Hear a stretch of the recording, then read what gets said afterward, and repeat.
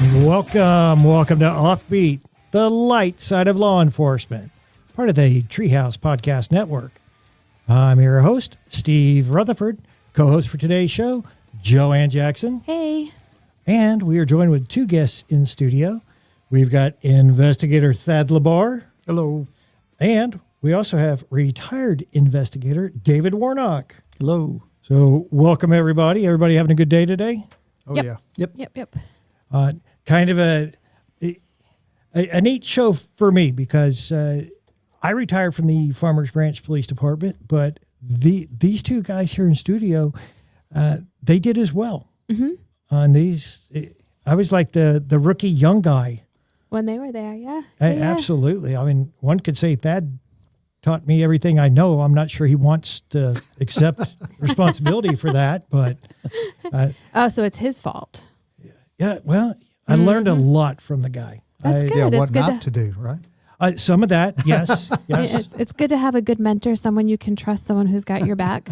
Yeah, and probably the biggest memory I have of Thad is sunflower seeds. Yep. I love them. Still do. Sunflower seeds. You telling me he leaves cups of sunflower seeds everywhere? No, not cups of sunflower seeds. If you would see Thad in his patrol car, he would be in the driver's seat, and just outside the door on the ground would be like a pyramid about 4 foot tall. There you go. That shows lack of productivity there, you know. Yes. I had my days. I think we all do. Well, Thad, let's start with you. You're currently an investigator. How long have you been in law enforcement? 41 years. Ooh, It's a long time. Just a little bit. And where all have you worked? Well, I started out at Highland Park, DPS, where I was a fireman and policeman. Mm-hmm. And then I went to Highland Park. Then I went to Farmers Branch. Did my time there. Then I retired. I went to the Dallas DA's office for another little over 10 years. And now I've been at my current spot for 5 years. Yeah. That's 41 years. So, and now, David, you're retired, correct? Yes, I am. Okay, and where all did you work? First off, I got invited to join the Army back in 1972 and went in as an MP, was stationed at Fort Hood as an MP there, and we called that Little Chicago. And then my overseas duty, other than going to Vietnam, I didn't go to Vietnam because I started pulling out, and they sent me to Heidelberg, Germany for 15 months, and so I had a little bit of beer while I was there and patrolled the streets and was on the United States Army Europe Honor Guard and drill team, rifle drill and so on and so forth. So most of our duty over there was security and Honor Guard. Nice. Wow, very nice. Then you come back, you get into law enforcement. Where all did you work in law enforcement? I went up, a friend of mine that I went to high school with, we got together and he says, let's go out and look for law enforcement jobs. So we went up and just looking for radio antennas because we didn't have a phone book to go by at the time. So we were doing it the obvious way. So we found Louisville's radio antenna, went and got an application, and then we went over to Grapevine and did the same thing and got an application. I filled out the Louisville application, mailed it in on a Saturday, got a phone call Monday morning, they hired me that day. Wow. You didn't have to do like testing? No.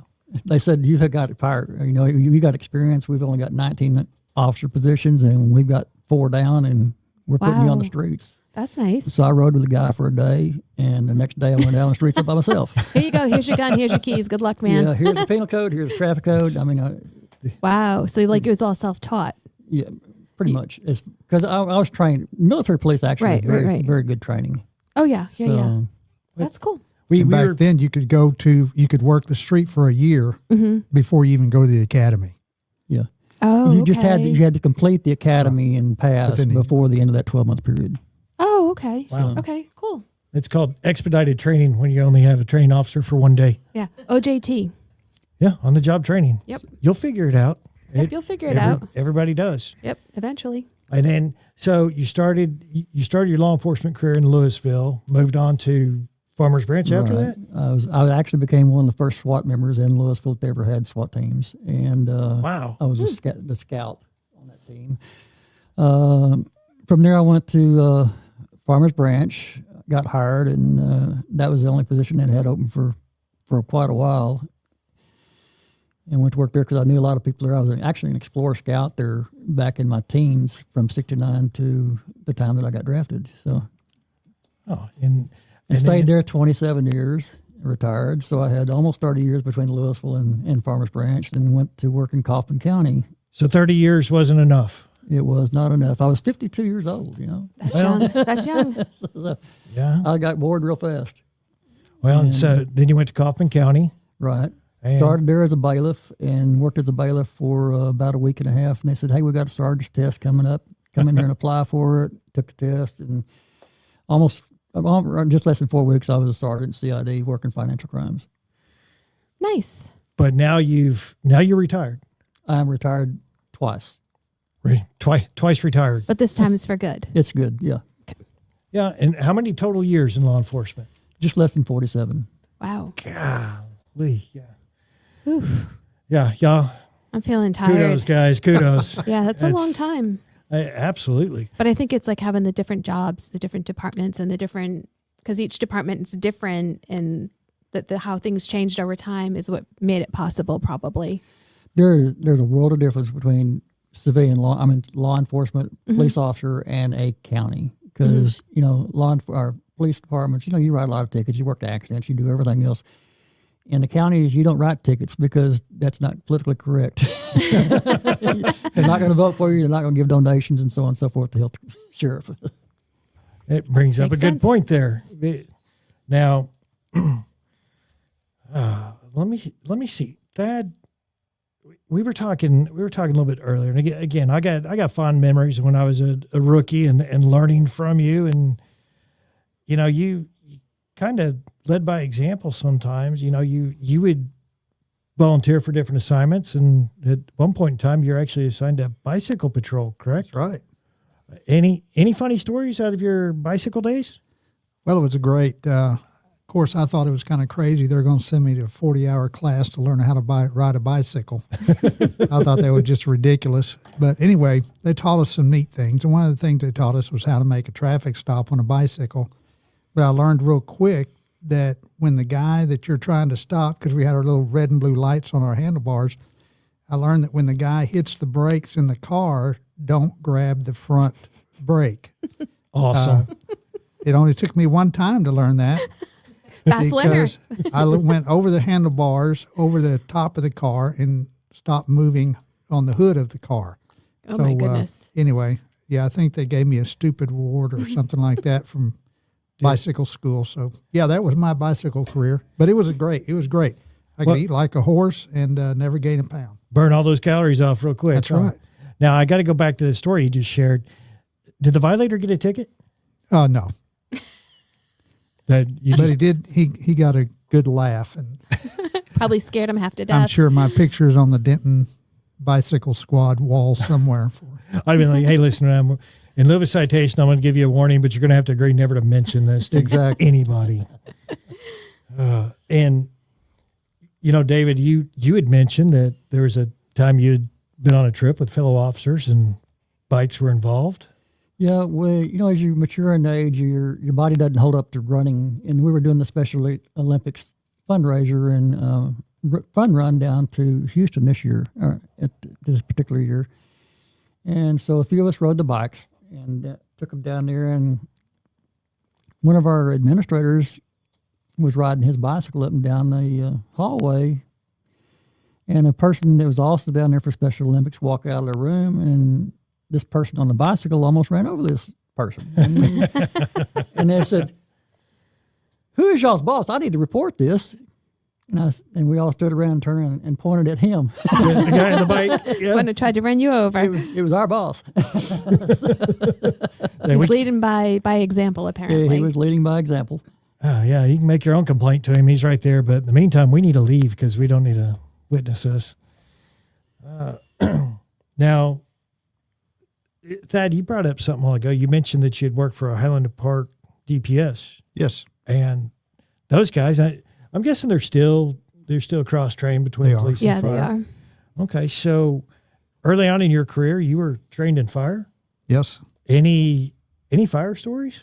Well, I do have one that comes to mind. They had a position open for driver for Engine 1 which I'd been in a couple house fires, and I realized that was not the fun thing to do. Nope. So the bell goes off one night.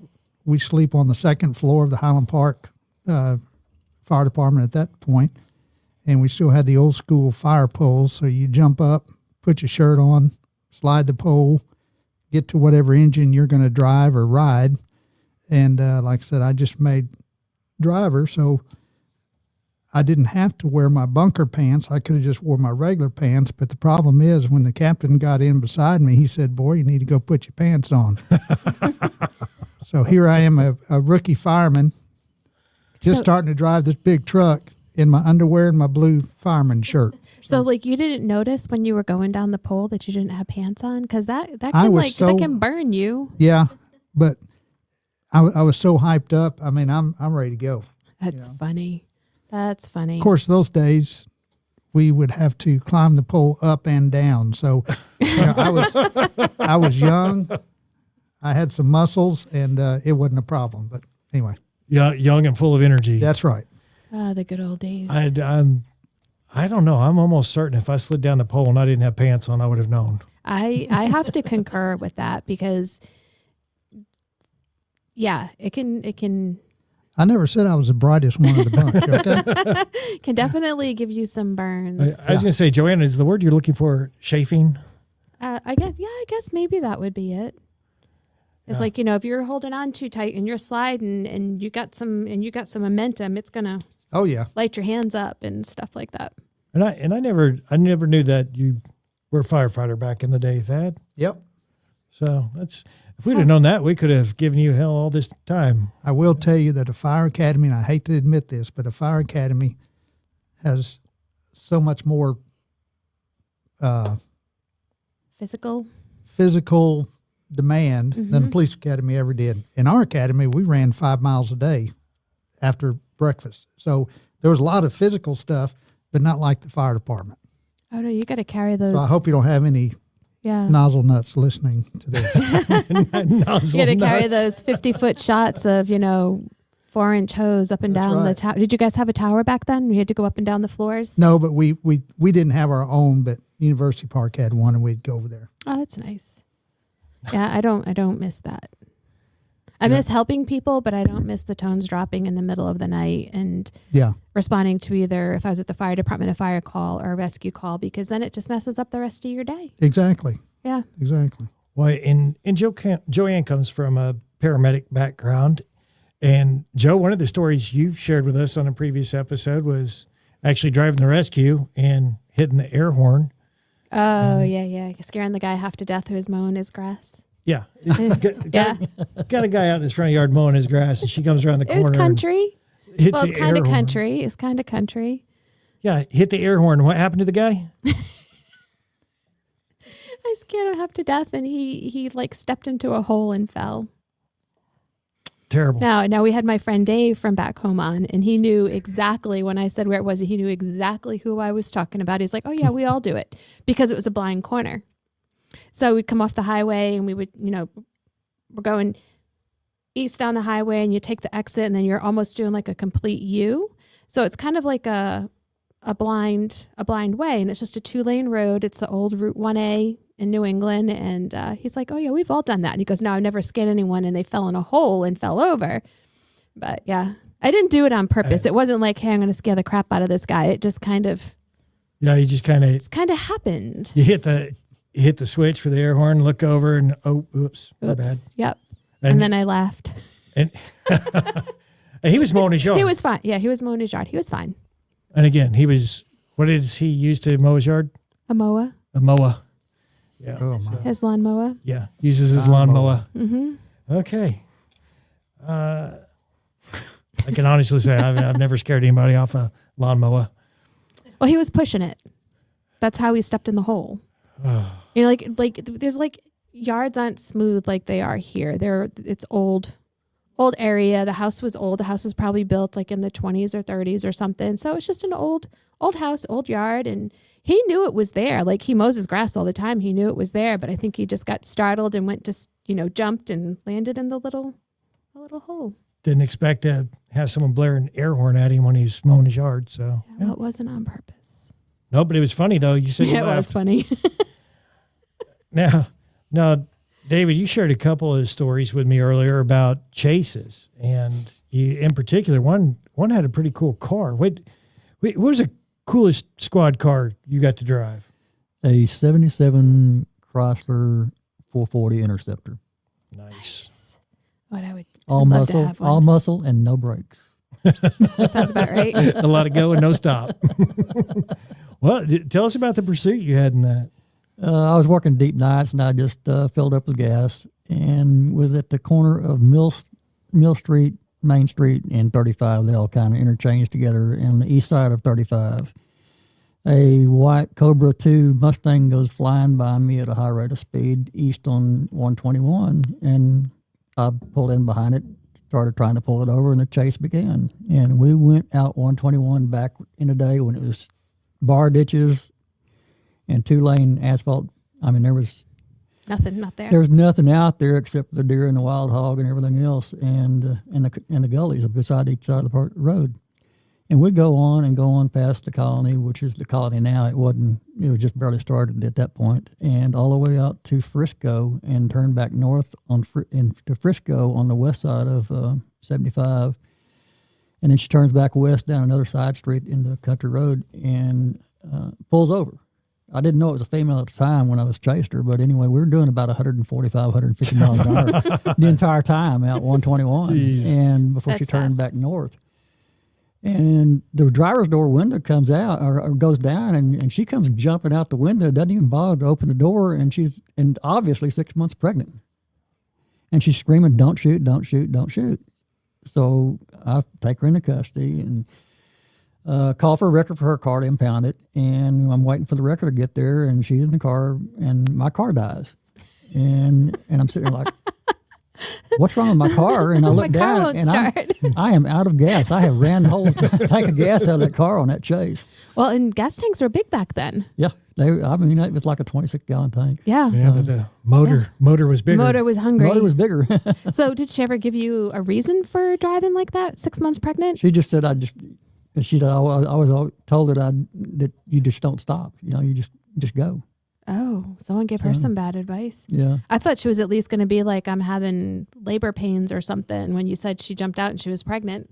Yeah, she didn't say anything about that. I'm just, don't shoot, I'm pregnant. So Wow. that was it. Wow. That's crazy. Yeah. Let this be a lesson to all our non-law enforcement listeners out there. Stop for the police. Don't run. Don't run. That's Just pull over, accept your fine or your ticket. You knew what you were doing. You knew what you were doing was wrong. Stop acting like you didn't, because that's my theory. They busted my chops on a different episode because one of our guests said I was driving 90 and I wasn't.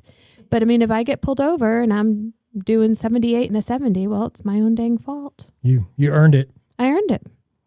I know I'm doing 8 over, but it's all good. Well, and you're speeding whenever you figured out exactly how far over you're going. You're consciously aware, well, I'm doing 8 over. So Yeah. I mean, I'm not like the people around here that'll do $110 on 35 during rush hour. My average, maybe depending upon where I am, might be 5 over. all right. Just to keep with traffic so you don't get killed. Well, all I'm going to say is I never speed, so I'm not going to. Well, technically, I mean, I'm one of the slower ones. I'll just put that out there. Okay. On the next episode of Confessions with Joann, it reminds me of. Yeah.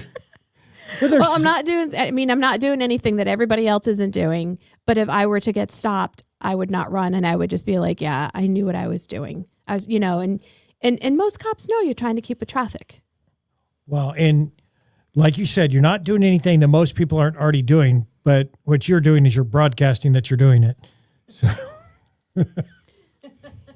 okay. All right. They're going to catch me driving to the grocery store doing, 32 and a 30. You know what, Joe, we need to take a break because you're just digging this hole too far. We'll be back. I'm good. You're listening to Offbeat, the light side of law enforcement. Visit us online at offbeatcopshow.com. Let's welcome Daniel Cook from Cook DFW Roofing and Restoration into the studio. Their number's 833 Cook DFW. The website, cookdfw.com. Daniel, how have you been? I'm doing fantastic, man. I'm tired of this cold weather, but other than that, we're making it. Well, and hey, give it a day, right? I hope. Let's say that. Now, here we are entering springtime, and we know that sometimes that does mean storms in Texas. What should homeowners be thinking about as we enter storm season? Well, homeowners, I mean, unfortunately, there's a lot of stuff that can happen to your home, and I always find out that majority of the time, if you're not prepared, it ends up worse. So I strongly urge clients and people that I know and friends and people that talk to me, interview contractors prior to you needing them. Figure out who you're going to use if something does happen at your house. There is nothing wrong with being prepared and having a contractor on speed dial, because during that night or that afternoon when heavy storms come through, your windows get broken out, or you notice that you got leaks coming in the door. Why are you going to then go to Google, or why are you then going to start calling it or going on next door asking for help when you already could have somebody in your phone ready to come assist you when stuff gets bad fast? So I always urge people, do your due diligence, go out there, research, find out who's going to take care of your home and your family before you need it. Yeah, just plan ahead and be prepared. Hopefully you'll never need it, but you got that list if you do. If you are in need of a new roof repair, remodeling, or restoration, give Daniel a call at Cook DFW Roofing and Restoration. The number's 833-COOK-DFW. Again, that's 833-COOK-DFW. The website, cookdfw.com. Be sure to ask them about their free first responder upgrade. Planning for the future is challenging, and getting where you want to go in life requires strategies built around your unique financial needs. Alexander Financial Management is here to help you reach your goals. As fiduciaries, Alexander Financial Management will pursue the best solutions for you, no exception. While their decades of experience and service are available to everyone, Alexander Financial especially wants to help first responders and their families. The founder is a former police officer, and the executive team includes a retired fire captain and a retired police officer. Their extensive background in public service gives a deep understanding of the public retirement systems of Texas. So for retirement planning, investment strategies, life insurance, and estate planning, Alexander Financial Management has your back, so you can look forward. Get more info at alexfm.com. That's alexfm.com. Investment advisory services offered through Transcend LLC, a registered investment advisor. TE3 and Alexander Financial are not affiliated entities. Insurance products and services are not offered through TE3, but are offered and sold through individually licensed and appointed agents.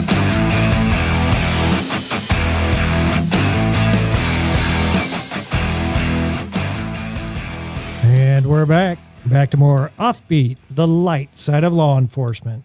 I'm your host, Steve Rutherford. Co-host for today, Joann Jackson. Hello. Joining us in studio, we've got investigator Thad Labarre. Howdy. And we've also got retired investigator David Warnock. Hello. Now, this segment of Offbeat, sponsored by our good friends at Alexander Financial Management. If you have questions about retirement planning, investment strategies, life insurance, or estate planning, check out Alexander Financial Management at alexfm.com. All right, we're done with the confessions, right? Well, I'm a rule follower. I'm not a rule breaker. And Andy, the road that I have to travel to come here is a 2-lane road. There's a lot of big rigs and a lot of people speed. And I was passing another vehicle because I had this big lifted truck that was like 2 inches from my car. And of course, you're referring back to retired Dallas officer Andy Caceres, who Correct. is on the previous show. Correct. So Andy's just giving you a hard time saying you were speeding and all that? Yes. I've known Andy for over 20 years. So yeah, he gives me a hard time, just like Trey from the Russ Martin show, giving me the reputation of cussing like a sailor. Cussing like a sailor. Mm-hmm. Hadn't heard that one yet. Oh, that's an old one. You'll have to ask Trey sometime, or Dan. You know what? I will. I definitely will. Now let's get back to some of these stories again. Thad, I worked with Thad for a long time. He taught me a lot of stuff, and your wealth of knowledge, sir, is just it's inspiring. Okay. You know what? That He's like, whatever you say, you- I'll take it. you made me the officer that I ended up becoming, and most people will still cuss you for that. Yeah. So you had a canine, Yes. and canine's name is Quintor. Yes. What kind of stories do you have about Quintor? Oh, I've got all kind of stories about Quintor. And even David, you even mentioned Thad and his dog on one of your stories as well. And why don't you tell us about that? I think it was a chase with some robbery suspects. Yeah, one night, Carrollton Police Department had jumped a couple or two or three people in a vehicle robbing a McDonald's up at the north part of their city. They were chasing them southbound on 35 and were unable to keep up with them, so they asked our dispatch to have an officers try to set up on them to see if we could get them stopped. They continue southbound on 35 and go west on 635 out towards Luna Road and Las Colinas area. And they're going quite fast. And Carrollton, you could barely even see them in the rear view mirror. And we were driving the Shamu Chevrolets back then that had the Corvette motors in them. Great police cars, ugly as sin. Very ugly, but very fast. Very They were fast. very fast. And so I'm having no problem keeping up with the car. And we go out across the Trinity River, and they take an exit off into Las Colinas area back to the right towards the Trinity River.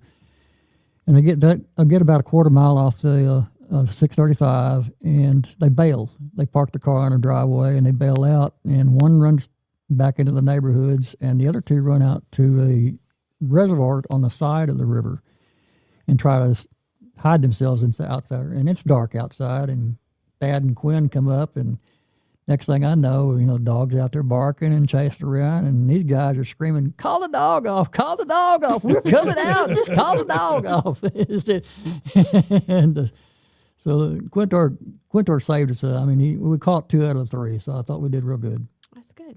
Very, very good. Well, good job, Thad. It's, canines in law enforcement are incredible, and they're good to have as a partner. And as a canine officer, I'm sure that you learned your dog's routine, your partner's routine.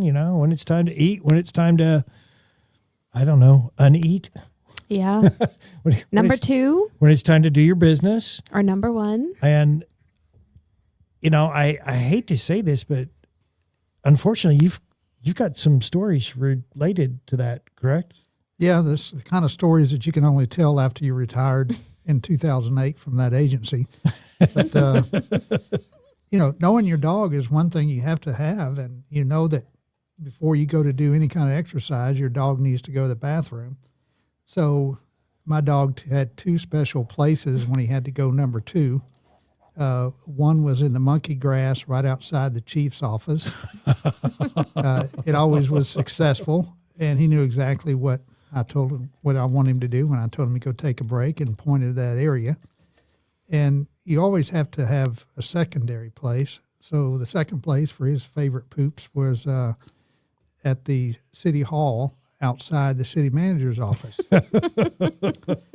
I don't think they ever caught on, but that area always stunk to high heaven. And during the summers, a lot of times they'd like to crack their windows. And when I'd see the windows open, we didn't go those days, obviously. But Allegedly. anyway, yeah, allegedly. So yeah, that was had a lot of fun as a canine. It was because he liked that grass. That's right. Right. That's it was right. all about that was the grass he wanted to It's use. all about your dog. Not the location. That's right. And it was his habit. He's going to go to a place he's familiar with. So yeah, That's right. Maybe he just enjoyed going outside the chief's office and city manager's It was office. That's just right. bringing gifts. Mm-hmm. Gifts of love. And David, you even mentioned Thad and his relationship with his dog before. Dad had a smoking Problem. while he had Quintor, and he wasn't supposed to smoke in the car or around Quintor and so on and so forth because it would harm the census accordingly. Mm-hmm. One day we were all standing around, and Dad sitting there smoking a cigarette, and we look back, and Quintor evidently is picking up a cigarette butt somewhere, and Dad got a cigarette in his mouth, and Quintor's got a cigarette butt in his mouth, and it's like father like son, you know? And we had a lot of great times. I mean, Yes, we did. It's an experience that few will ever get to have, and I wouldn't take for it. So it sounds like you're kind of a bad influence on the dog there. Not really. It's amazing Steve turned out as well as he did. Yeah, I did say that I've You owe learned everything to him. everything. He taught you everything. Well. I spent a lot of nights on patrol, the same shift as Thad. But I never took Steve down to the Sim Andrews monkey grass. Allegedly. Allegedly. He did that on his own. Yeah. But I think you did count the ducks, though, didn't you? No, I never had. You didn't do that? No, and, Okay, I'm never not going to mention the gentleman's name that actually let me in on that. Yeah, David Warnock. No. No, but it was a David. Okay. So yeah, I think he's still out there somewhere in the world. But you know what? While we're talking about the guys we used to work with, we've got someone that listens to all the shows, and I want to, someone we all know. So I kind of want to let's shoot a shout out to old Dennis Aarons. Oh yeah, Good guy, fishing buddy. Yeah, Dennis is a great guy. He listens to the show. I told him you guys were going to be on. He said, "Hey, that's going to be a good show." And I said, "Hey, absolutely it is." And I let's just throw out a story here while we got his name out there. Uh-oh.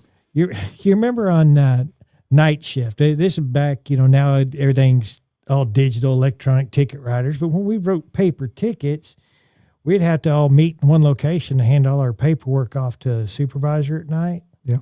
And there's one place in Farmers Branch. We call it the Big Church just because it had a big parking lot there. And There was no church. no, it's just a big church. Big old huge church. They had a big parking lot. So everybody could gather there. And you could Okay, drive 'cause around you- the back side and not everybody would see you. Oh, okay. Because you just said it was a big parking lot, and I'm like, but was there a church? Yes. Okay. Yes. Just clarifying. So this is the church parking lot. So anyways, as the story would have it, as everybody's lining up to come up along the supervisor's vehicle and hand in the paperwork, citations they've written, or tow sheets from impounding vehicles, old Dennis gave him his paperwork, but at some point in time, somewhere, he ended up running into one of those light poles, the concrete base at the bottom of a light pole. So Uh-oh. That's not good. Yeah, it wasn't. But It's just a dear chief. We've all been there. yeah, son. Yeah, always son. Oh, all right. Moving right along here. David, you did some narcotics back in the day, some undercover stuff. Yes, I did. Any good stories going back to those days? One in particular was pretty neat. Addison was unable to work a narcotics deal outside of their city by policy, and we had to get permission to work this person for them because they felt like he'd be a good informant. And the only places he had that he could lead us to were just outside of the city of Farmers Branch, between LBJ and between LBJ and Forest Lane area. So we went down there, and he helped us get a buy started, and then we basically he introduced me so I could go back later and I could make another buy. And anyway, and then another time he got me set up with this guy that was actually selling out of the apartment, and I got him to go from that apartment to another location and buy for me. And then we went up to Addison, and I pulled into this liquor store under my pretense of me going in and buying a 6-pack of beer. And while I'm inside, Addison was supposed to pull up behind my truck that we were in and take down the suspect that had helped us to obtain the drugs. Well, you can see him while I'm inside in line paying for my purchase. And I'm looking outside, and he's sitting there pointing at me constantly out the front window of the car while they're trying to take him out of the car and telling me, telling them that that's my dope, not his dope, that's in the car. Yeah. And anyway, before it was over, said and done, we were back at Addison for about 3 hours, and he finally understood that I was an undercover officer, and that was his dope. Yeah. You own it at that point. So, Dad, you also at one point in time I don't even know how to segue this. You talked to a lady who was convinced of something in her front yard that you could not unconvince her of.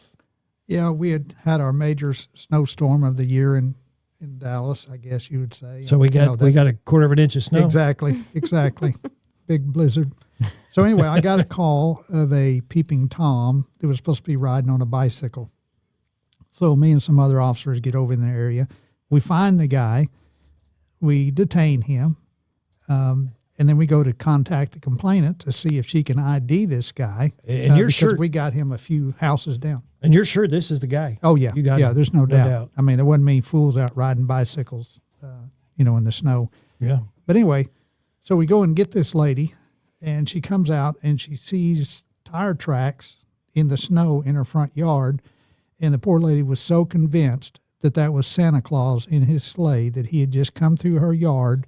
And no one was peeping. That's not a guy on a bicycle. That was Santa Claus. I know that's his tracks. Long story short, we never could convince the lady to go and ID the guy. So the guy went to jail on some misdemeanor warrant, but she went back to bed convinced, because she was telling us, I will not be able to sleep the rest of the night because Santa Claus came to my house. So it's one of those stories that you go through a career and it's funny, but it's sad at the same time. Yeah. Well, yeah, and so you couldn't put the charge on the guy. He ended up taking a ride for something else. Right. Did Santa Claus leave her anything? No, I don't think so. Yeah, can I tried to get Dennis to go and buy her a present, but he refused. going back to That who probably, he just that probably would have freaked her out more. Thinking, oh my Yeah. God, he was really here and he left me something. That's funny. Definitely some crazy calls out there. Oh, yes. There really are, and we sit here and we talk about those, and you accumulate so many over the years. They run together sometimes. Absolutely they do. Any other Quintor stories? I like the canine stuff. Can I tell you a therapy dog story? Yes. Yes. Absolutely. Okay. When I was in, Yeah, Okay. go ahead and elaborate on the fact that you actually, Dad had more than one dog. yes, He went from when I worked for Dallas DA's office after I retired, and I call it my real canine days, I became a therapy dog handler for the courts in Dallas County for the DA's office. And the dog, Roper, greatest dog in the world, if he saw you with a cell phone in your hand, he would stop and smile for the picture. This dog did this all the time, and anybody that knew Roper, they knew that's what he would do. Loved kids, loved everybody. But we were talking about how people act and how some people are not on their game sometime. I was coming down the back elevator on a Friday, and I've got Roper with me, and the elected DA, no, I will not say her name, but she says, "Oh, so you take the dog home on the weekends?" Yeah. I was very As a- perplexed. I didn't know what to say. Okay, are you freaking kidding me? Or are you that stupid? But I didn't say any of that because I wanted to get that retirement check also. And I said simply, "Yes, ma'am." So I'm thinking to this day, she probably still thinks that we leave our dogs in our office Monday through Friday and only take them home on the weekend to eat and poop, I guess. I don't know. Yeah. Well, I mean, maybe like there's some departments they're not allowed to bring their dogs home. Their dogs are kenneled at the station. But you'd have to have someone there Somebody to take care of them. Yeah. Well, I guess court's different. There's nobody there on the So what I'm weekend. saying is crazy doesn't just go with uneducated. It goes with everybody. Yeah. Oh, that's for sure. I mean, I guess That's for sure. technically you could have put Roper on work release and checked him into jail every That's true. Friday That's afternoon. true. Yeah. Poor Roper. What kind of dog was he? He was a golden retriever. Oh, what a nice dog. Greatest dog in the world, but hair everywhere. Oh, yeah, yeah. And what was your other dog? He was a German Shepherd.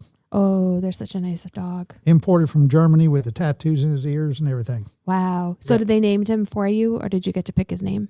Quintor was already named when I got him, and Roper was also. Nice. Yeah, I kept my dog's names. The dogs I adopted, I kept their names. I didn't want to confuse them. Yeah. Why? And I'm still convinced. Again, I learned a lot from Thad. Thad's pretty smooth when it comes to the system and how to operate. I'm convinced in Dallas County. Manipulate? Allegedly. Allegedly. I'm convinced in Dallas County you got Roper, so you got that county car and that county gas card. That had a lot to do with it. But it was a nice dog, too. Yes, he was. He was. He did a great job. We could stuff him in the witness stand with the little kids, Oh. and they could rub their feet on him when they started getting to the hard parts of their child abuse. Oh, that's nice. That's And- nice. Or you would see him lean over, pet him a little bit, and then they could start talking again. But at the end of the day, the person or the being that needed therapy was Roper. Mm-hmm. Because a lot of the little girls and the boys didn't want to talk about it. So I just tell them, hey, open up Roper's ear and tell Roper Yeah, what that person did to you. So it worked out great. It's very rewarding. that's good. Good deal. Those dogs are pretty amazing. I'm glad a lot of places have them now. Yes. Absolutely. All right, guys, let's take a break.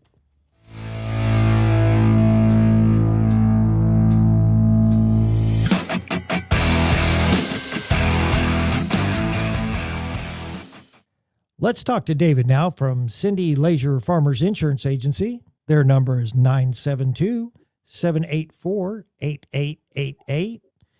How are you today, David? I'm doing well, Steve. How are you doing? Thanks for asking. You know, I am doing outstanding.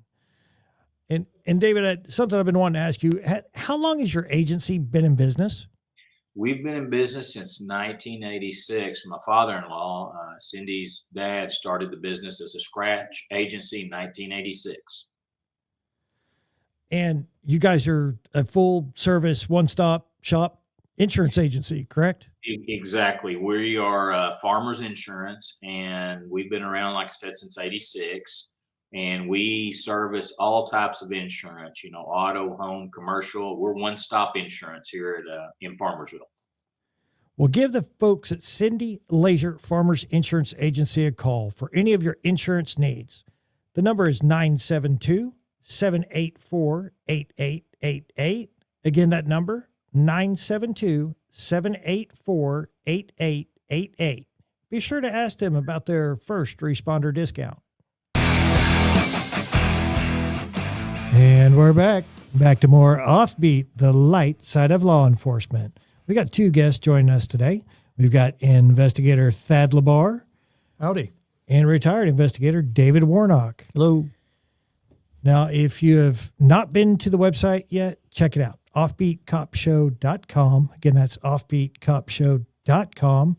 There on the website, you can listen to all episodes, as well as at the top of the website, there's a link you can click on for the RMS Treehouse Listeners Foundation. Of course, the foundation was formed by our good friend Russ Martin several years back and carried on by the guys over at the Treehouse now. The foundation was established to provide monetary support to the families of our fallen law enforcement and firefighting officers here in the Dallas-Fort Worth area. Yep, for the immediate need, because the other stuff takes a while. Yeah, absolutely. It's something that can help out real quick while while the other stuff is being That processed. can take months. Yeah, it can take months, and being able to stay in your home and keep your things and keep your kids where they know is important. Yeah, absolutely. There's definitely a need, and it sucks. I wish there was not a need, but I'm glad the foundation's there. So I invite you to make a donation there to the foundation. Check it out. You can read all about it on there. It is tax deductible, correct? Yes, Yeah. absolutely. So it's a tax deduction for you. Also, check us out on Facebook. Mm-hmm. Check us out on Instagram. Mm-hmm. Check us out on YouTube. Mm-hmm. So if you're on YouTube, click that subscribe button. Cost you nothing. So click subscribe on YouTube. Give us a like, a share, a follow, a wave, a high five, A listen. a this, a that. You know, Definitely a listen. one of those, all those things that you can do. Yeah, and come on the show. Absolutely. If you're an officer and you've got a funny story that you would like to share with our listeners, then send us an email. It's offbeatcopshow@gmail.com. Again, offbeatcopshow@gmail.com. We'd love to have you on the show. Yeah, it's a lot of fun. Well, it's neat because we bring on officers from, we've got a lot here in the Texas area, but we've had officers on from all over the country. Yep. And that's neat, hearing officer stories from different parts of the country and even the world. Mm-hmm. So, Yep. All right. Now, David, you spent a little bit of time in dispatch during your career, correct? Yes, I did. Well, how did that come about? I had a really bad accident in a chase with a stolen vehicle and totaled out, hit a tree, Oh, and ended up with 2 ruptured discs and back surgery a year later. They put me in dispatch to give me a chance to recuperate and let my back mend, and I spent about 5.5 years in there. Well, that's a long time. that's a long time for recovery. Hopefully you had windows. Now, Yes. That's good. Oof. Now in dispatch, that's the call center. Everybody needs emergency assistance calling dispatch, and you get some strange calls, correct? Yes, we do.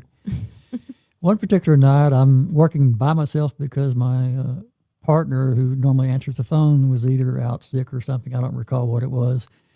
But it's about 3 o'clock in the morning, a little later, and this lady calls, and she's frantic. She's beside herself, and she lives by herself. And says, I went in to go to the bathroom. I didn't turn the light on. I sat down, and something bit me on my backside. Oh, no. No. She said, I immediately stood up, turned the light on, or slammed the lid, turned the light on, and walked back over there, and something is brown and hairy in my toilet, and it's moving. Brown and hairy, and it's moving. Is this Australia? Whoa, wait a minute. Where were you going with that? Well, Australian Spider? toilet toads, frogs in the toilet. You see videos all the time of frogs in toilets in Australia, and snakes and spiders and. Yep. Okay. Another reason not to go to Australia. Yep. Sorry, Tamara. So I sent a couple of officers over there to check it out, and it turns out that a squirrel had come down through the air pipe, and once they got in there, they can't turn around. So he just went all the way in, came up the toilet, and that's what was in the toilet, and it actually bit her on her backside. So they removed the squirrel and took it outside and let it go. But is she still in therapy today? I don't know, but the 2 officers probably were. They had to remove it. How do you catch a squirrel in a toilet? Because as soon as you open it, he's going to jump at you. I'm having sure images like squirrel on the face. Yeah. And Close the lid and I'm trying hit to the remember flusher. I got a container before they opened it back up to get it out. So, well, that was good. so Yikes. I'll pass on that. same here. Squirrel in the toilet. That's a first. Yeah, I do not want to experience that myself. No. Yeah, I think I don't know if that's as worse than snakes.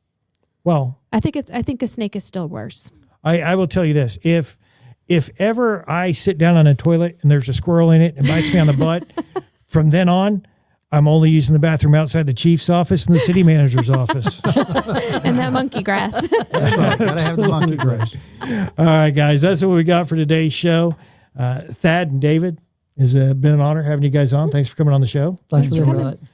Guys, keep it real, keep it funny. Until next time, stay safe and watch each other 6.